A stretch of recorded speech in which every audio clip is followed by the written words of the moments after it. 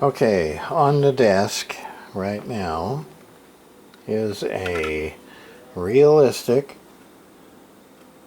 sideband AM trc-48. AM lower and upper. Got the clarifier. It's open. Volume. It's got squelch, R, gain, and there's where the meter is down in the bottom corner. That's a weird radio. Right here we got a power switch, remote, which I really don't know what it does. Silencer. That's a real good NB A&L. I mean, it really works like it's supposed to. Actually, it works pretty good. And the PA button. Okay, here's the radio right here. The power supply, transformer. There's the power supply board. It's odd looking. It's got a couple of little transformers. There's the filter cap. There's the other filter cap. Here's the transistors on it. And what looks to be some kind of a fusing system there. Don't know. That's the input. I believe this side is 12 volts, ground and 12 volts, and this side is electric. Goes through a fuse and over to transformer, back out into there. Oh, you know what, that thing down there, that could be the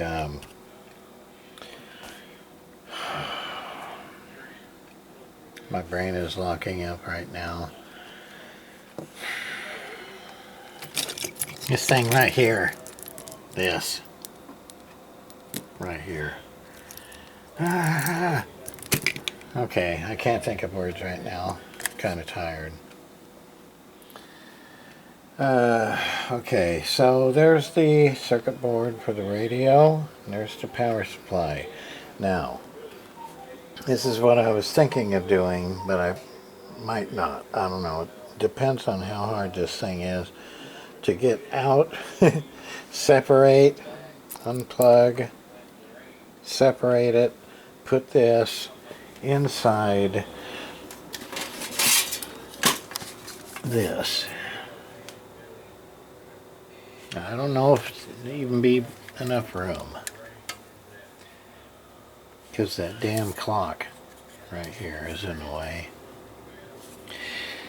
I just don't know if it's even feasibly possible to put it there.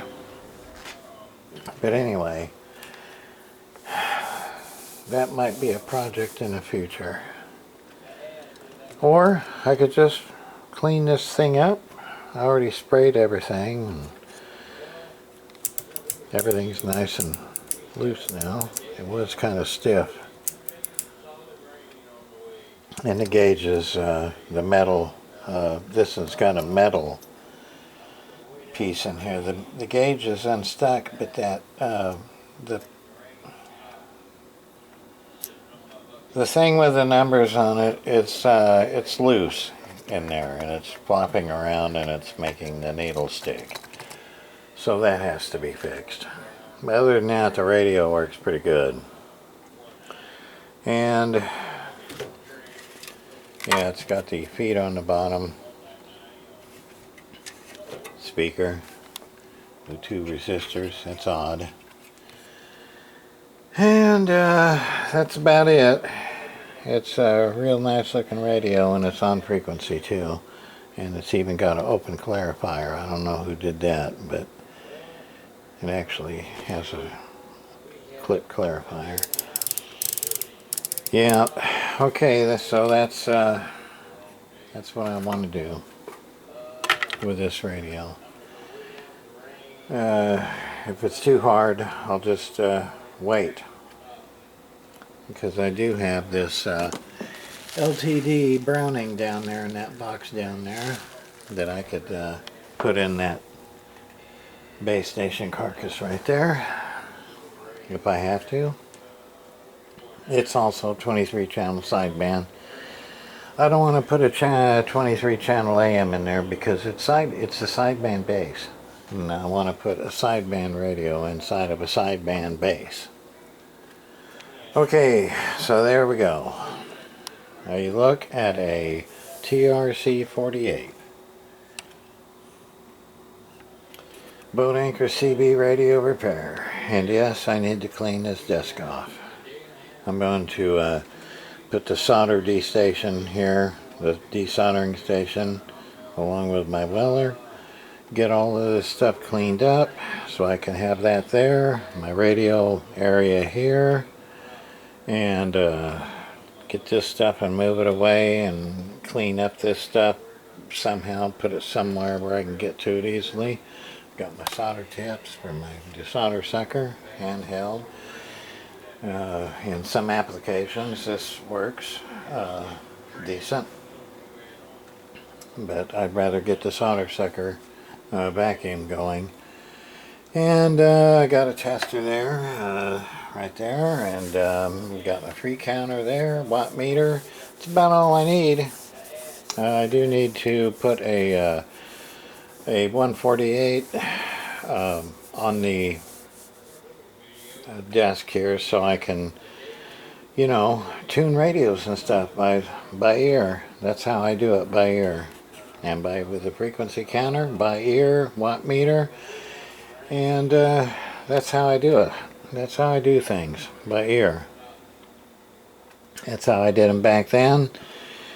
And I got pretty good results then. I don't need no stinking silly scopes or anything like that.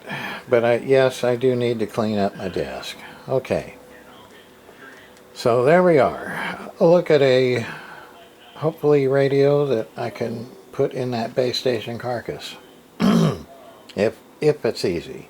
If not, then I'll probably just leave it like this, clean it up, put it back together, and it'll just be another 23 channel mobile boat anchor.